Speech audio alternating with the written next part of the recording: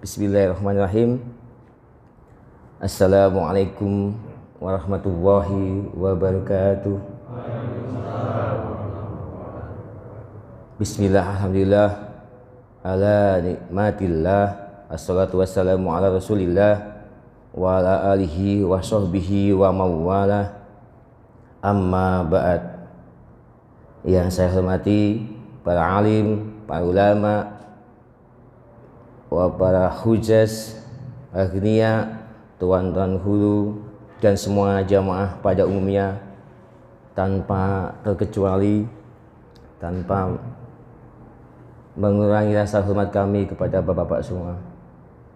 Baik, tema pada pagi hari ini betapa dahsyatnya surat Tabarok Pak, atau Al-Muluk Pak ya. Saya akan mengutip satu karena waktunya cuman sekian menit gitu Pak ya. Sharing lah ini. Bismillahirrahmanirrahim.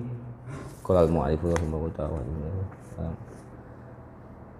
Saya kutip dari beberapa rawi dan hadis yang intinya hadisnya ini di atas sahih, yaitu mutawatir, musalsal ila Rasulullah Pak. Itu diriwayatkan oleh di dalam tafsir Ibnu Katsir. Itu ada sebuah, mungkin yang bapak-bapak sudah mempelajarinya, itu di juz 4 halaman 365. Qala Imam Ahmad, terus an Ibnu Abbas, terus nanti an Abi Hurairah, terus an Nabi sallallahu alaihi wasallam. Jadi qala Rasulullah sallallahu alaihi wasallam. Jadi berurutan Pak ya, sampai Rasul. Jadi ini hadis menunjukkan mutawatir, di atas sahih gitu Pak. Dan bisa dipertanggungjawabkan, dikukuhkan pada beberapa rawi gitu Pak ya. Jadi di situ betapa dahsyatnya surat Tabarok. Jadi yang bisa mensyafaati ya Pak ya, selain Rasulullah, terus para alim, para aulia ya kan, yang pasti. Dan Al-Quran itu punya sifat syafi', yaitu sifat yang bisa mensyafaati. Jadi namanya syafa' itu artinya adalah pertolongan ya Pak ya, ngomongin Pak ya. Syafa' itu adalah sebuah pertolongan. Jadi di situ kan ada kita berpikir, tapi pakai semua, kami mohon kalau belajar ilmu, belajar Al-Quran itu harus bersanad.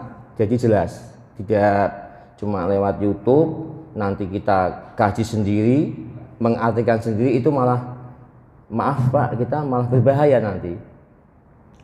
Baca Al-Quran pun dimaknai dengan kontekstual, tanpa kita gurukan, nanti akan potensi salahnya luar biasa Pak.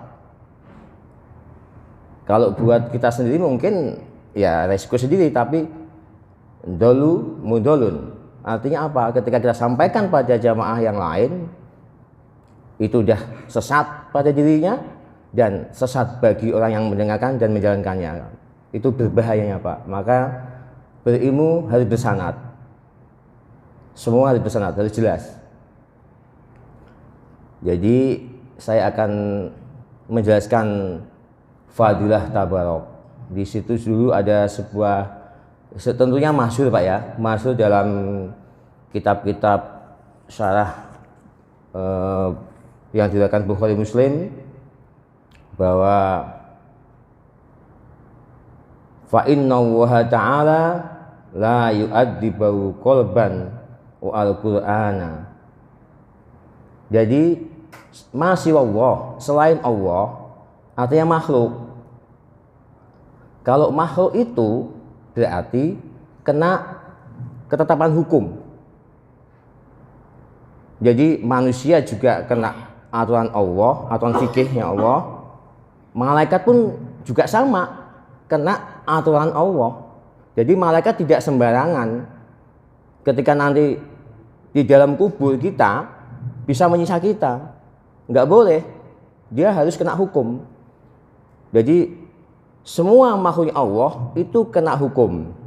Di dalam hadis yang artinya begini Pak, Allah tidak akan menyiksa seseorang yang di dalam hatinya itu tertanam menghafal sebuah ayat-ayat Al-Quran, apalagi hafal Al-Quran. Ya Pak ya, apalagi hafal Al-Quran.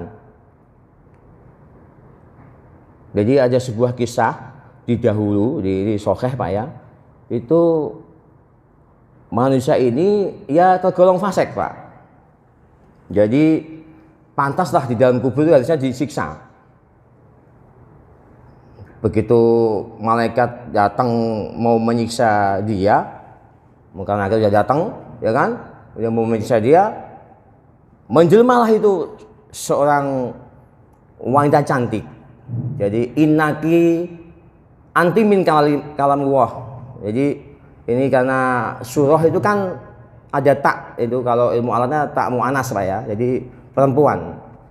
Jadi ketika di dalam kubur itu mau disiksa seseorang ini, ya kan, muncullah itu seorang wanita cantik, ya kan Pak, menjelma jadi wanita, dia menghalangi. Nah, jadi di dalam Tabarok itu adalah atau Al-Muluk itu sebuah surat ya, mungkin 30 ayat Pak ya. Itu dia bisa berdiri sendiri Pak, jadi syafaat. Terus ketika mau disiksa lagi, dia langsung frontal Pak, frontal, ya kan? Hai malaikat, Anda tidak boleh menyiksa ini orang. Loh bagaimana? Ini manusia di dalam hidupnya dia fasikun, tidak ada perbuatan baik buat dirinya, banyak nakalnya, banyak maksiatnya. Tapi saya adalah di dalam hatinya. Jadi surat Al-Muluk ini di dalam hatinya Pak. Jadi setiap hari dia dulu itu amalan bahwa dikisahkan dia tuh suka selalu baca Tabarok, bahkan hafal sampai berdebat begitu panjangnya. Jadi tidak ada keputusan Pak. Mungkin di dulu kan ya, kalau sekarang ini mungkin harus pakai Mahkamah Konstitusi pakai ya. Kalau dikuburkan enggak Pak ya. Jadi antara malaikat penyiksa ini dan perempuan tadi yang membela si manusia ini yang dikubur, akhirnya tidak ada keputusan, sowanlah ke Allah. Jadi ya Allah, ini orang yang fasik ini mau saya siksa, tapi wanita ini menghalonya karena katanya wanita ini adalah wujud dari surat Tabarok. Nah bagaimana? Terus dipanggillah surat Tabarok itu. Hei surat Tabarok, kenapa Anda menghalangi malaikatku yang ini menyiksa? Karena dia layak disiksa. Oh ya Allah, saya ini selalu dihafalkan oleh manusia ini. Kalau malaikat menyiksa ini manusia, di dalam hatinya ada saya. Percuma saya kalau jadi surat Al-Quran yang punya sifat syafaat tidak bisa mensyafaatinya. Maka saya minta sama Allah, mohon sama Allah, janganlah disiksa ini manusia karena saya di dalam hatinya. Merujuk pada surat tadi, ya kan, Allah tidak akan menyiksa pada seseorang yang di dalam dirinya ada hafalan-hafalan atau ayat-ayat Al-Quran. Sebegitunya penting buat kita Pak. Makanya kita ini kan tidak boleh menghinakan kepada orang-orang yang hafid Quran, hafal Al-Quran. Tidak boleh menghinakan beliau-beliau. Maka karena malaikat pun kena aturan fikih, yaitu kalau bahasa Arabnya mukalaf. Mukalaf itu ketetapan, kena aturan fikih. Dia pun tidak boleh sembrono atau sembarangan menyiksa manusia. Begitulah karomahnya, berkahnya atau syafaatnya surat Tabarok, sehingga ketika surat Tabarok ini kita hafalkan Pak, sampai bahwa kita maut menjemput kita, fa insya Allah bisa mensyafaati kita. Yang penting kita ikhlas Pak ya, tanam dalam hati.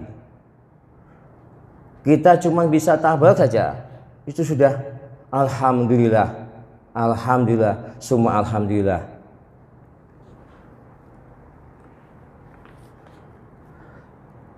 Para jamaah sekalian rahimakumullah, jadi kita mungkin banyak tempat yang manusia yang tidak percaya dengan syafaat ya Pak ya, mungkin ya pertolongan ya istilahnya. Tapi sebagai orang yang beriman, karena memang pada dasarnya bahwa Rasulullah ya yang bisa mensyafaati kita, para alim, para aulia, waliullah, itu juga Al-Quran adalah yang bisa mensyafaati kita. Baik, apakah paham Pak? Intinya Pak, intinya paham Pak? Nanti kalau salah ya di cross check Pak ya. Tanyain ustaz yang lain lah Pak ya. Kemampuan saya memang ya seginilah gitu Pak ya. Tadinya kalau ada objeknya Pak Arif sih saya Pak Arif memang nggak ada. Pada prinsipnya itu kenapa para aulia bisa mensyafaati kita, karena kan ala aulia Allah la khaufun alaihim walahum yahzanun. Jadi para wali-wali Allah itu tetap akan menemui kebahagiaan, ya kan? Pasti gitu Pak, karena beliau-beliau ini asik dengan Allah, dekat dengan Allah. Yang pasti kalau para aulia itu dekat sama Allah, ya kan? Pasti beliau-beliau juga dekat sama Rasulullah. Karena kan al ulama warasatul anbiya, ya kan? Kita kan tidak ketemu Rasulullah Pak, ya kan? Jauh kan kita ketemu Rasulullah kan, jauh di abad keberapa. Kita bisa dapat ilmu kan dari para aulia, pembawa agama kita Pak, para wali-wali Allah. Enggak mungkin kita sok-sokan kita lebih pintar daripada wali. Enggak mungkin, sumbernya dari mana? Ya kan? Kita bisa tahu hadis, tahu rawahu dari mana? Dari kitab kan yang dikaryakan para aulia otomatis. Al-alim, al-alamah kan gitu Pak. Dan kita pakai untuk bekal kehidupan. Tetap sifatnya aulia lahumul busra fil hayatid dunya wa fil akhirah. Jadi waliullah itu akan menemukan kebahagiaan di dunia dan kebahagiaan di akhirat. Cukup sekian. Wabillahi taufiq wal hidayah wal afu minkum. Wassalamualaikum warahmatullahi wabarakatuh.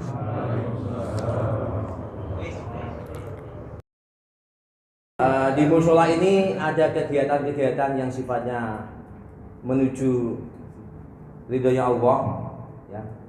Artinya kita sudah ada, saya mendukung sekali kegiatan yang per malam itu ya Pak Abdul, beserta Pak Budi ya, yang ada Ustadz Iqbal itu bukannya kita ini Pak ya, apa namanya, merasa kurang pas bacaannya atau apapun, siapapun masih belajar Pak. Saya, bapak-bapak semua, sehingga nanti kalau kita ngaji sama ustadz yang disediakan, yang sudah ada Pak Budi sebesar yang lain tuh, ya kan, itu luar biasa Pak.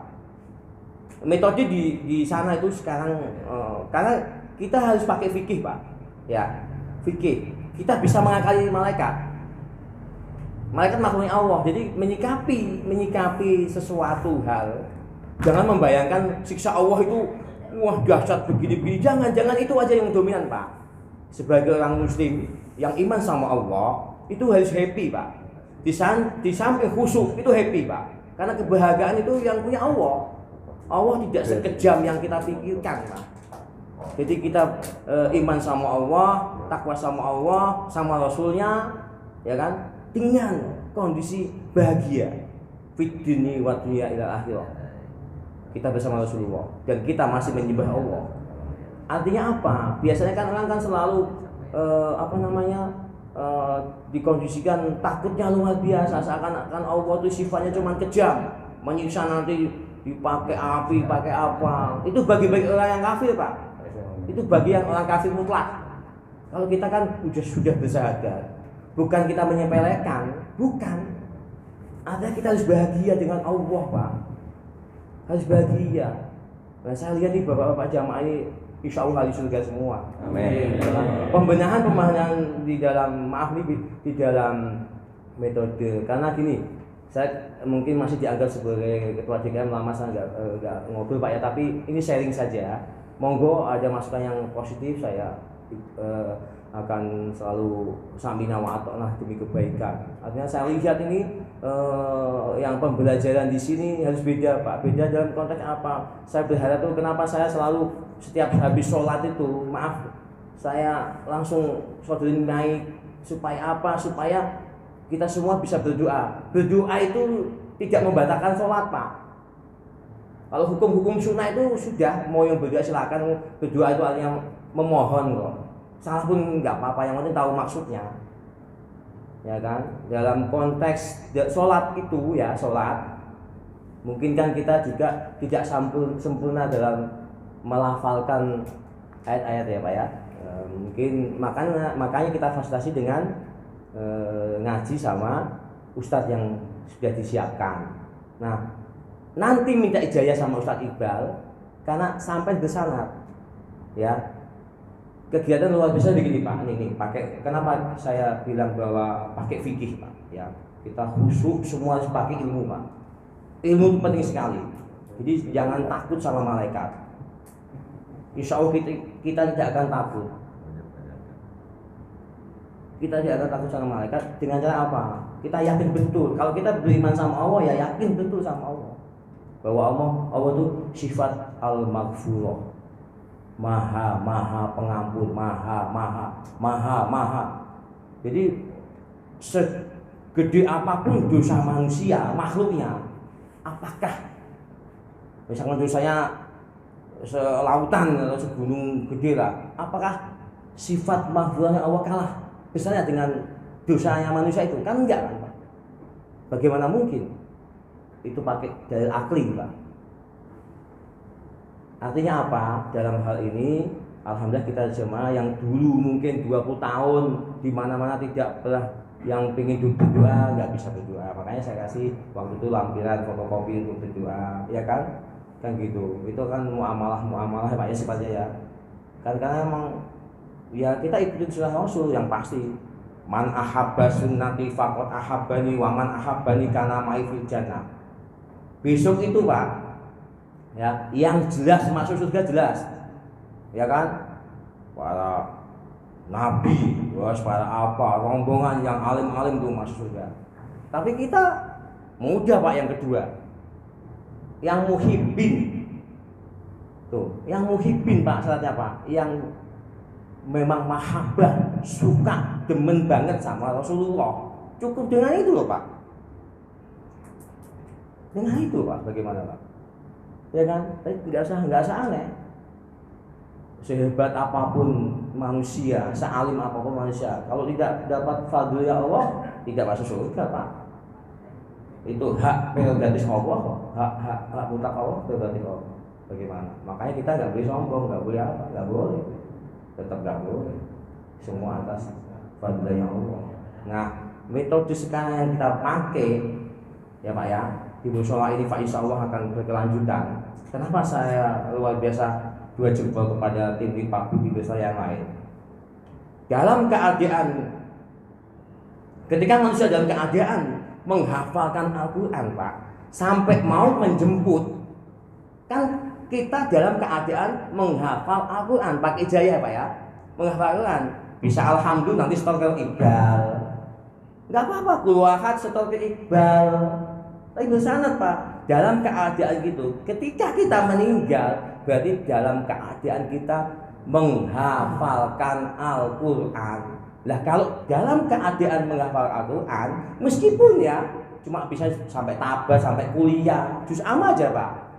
Dalam keadaan itu sampai tua nanti mau maut, kita misal Pak sama Iqbal, Pak udah belum Pak? Oh kurang sedikit begini ya Pak ya. Kalau seandainya kita dicabut nyawa oleh Allah, itu kondisi kita dalam keadaan menghafalkan Al-Quran. Artinya apa Pak? Artinya ketika maut menjemput manusia, nyawa manusia, roh manusia dalam kondisi menghafalkan Al-Quran, ya tidak harus semuanya, enggak. Kalau semuanya malah alhamdulillah, kan enggak mungkin kita ya Pak ya tua bisa semuanya. Maka surgalah jaminan itu mutlak ya Pak ya. Makanya kita kan sudah ada tuh Iqbal ya kan, yang khususnya yang saya pribadi atau imam-imam yang lain ya kan Pak, kita hidup itu memang dalam kondisi belajar. Penting Pak ilmu Pak, sedikit itu harus penting banget Pak. Makanya kan begitu pentingnya sebuah ilmu Pak, itu mengalahkan yang lain Pak. Ya kan? Kalau pertama apa? Kewajiban manusia di dunia. Hah? Itu pun Pak.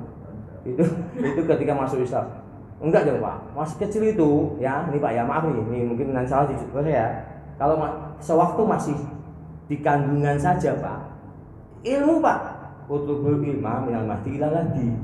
Kenapa ada perintah utlubul? Itu perintah cari ilmu, ya kan? Minal mahdi loh.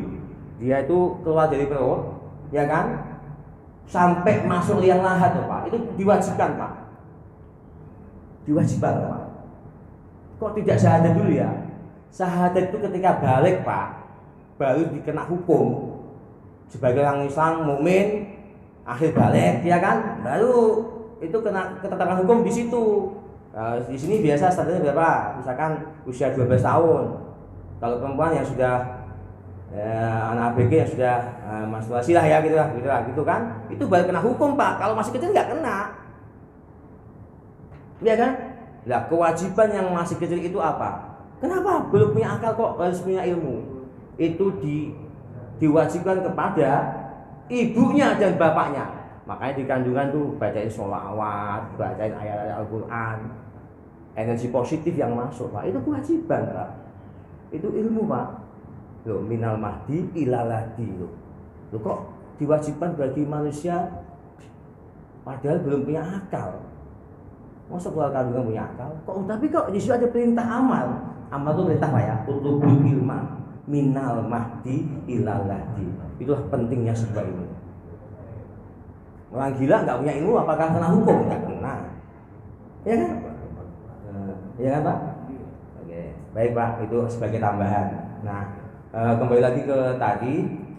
Mari Bapak-bapak, ya kondisi kita dalam keadaan menghafal Al-Quran meskipun juz amma satu surat itu kita dicatat sama juga ya masuk surga, karena kondisi kita ketika dijemput Allah ya kan, tapi dalam keadaan menjalankan menghafalkan Al-Quran. Sudah saya tidak tahu siapa malah begini ya sudah. Assalamualaikum warahmatullahi wabarakatuh.